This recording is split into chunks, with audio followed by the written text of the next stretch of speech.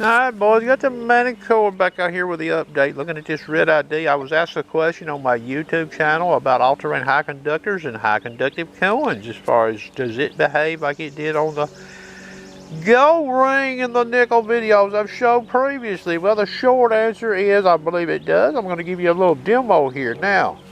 That is a mercury silver dime. I've got a nail over here elevated tear sideways. Now there's a nail down there on the plane of that dime, and in this video I am going to remove that nail down there and free up this right hand side. All-terrain high conductors. No tricks in this video. Sharpshooter don't do tricks. We're going to look at it in a speed 5. I have looked at this at speed 7.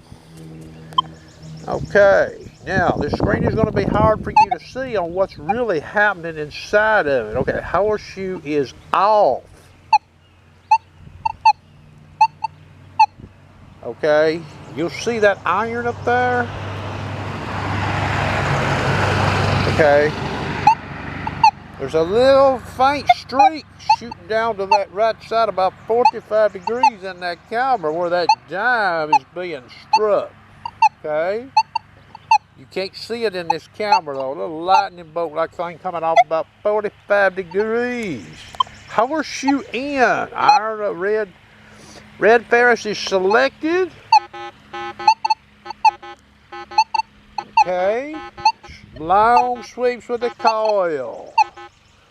Not overly fast, not overly slow. Speed 5 and that ID stays red. Okay, now I'm going to wiggle the coil.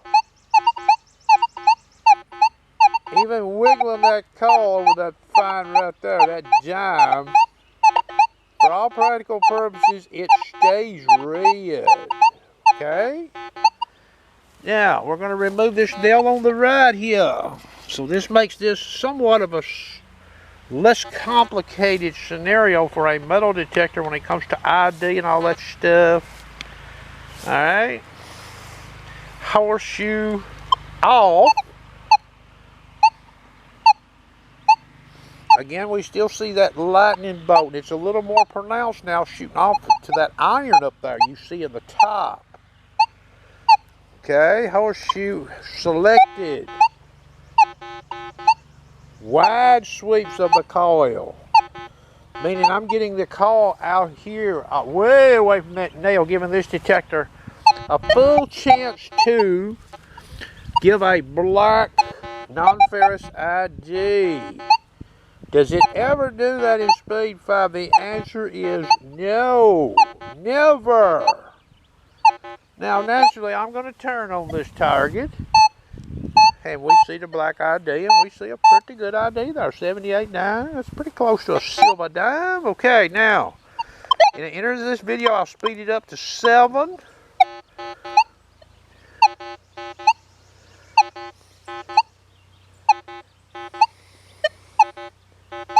I still never see black.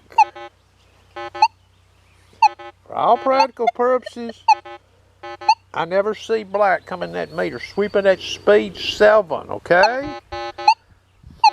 And I still see that little real faint trace dropping 45 degrees off of that you see in that camera right there, okay? Where that dime is being hit. Okay, so will you see this in the wild, what I'm showing here? Well, I would say you would. It's definitely possible, okay? Now, how often?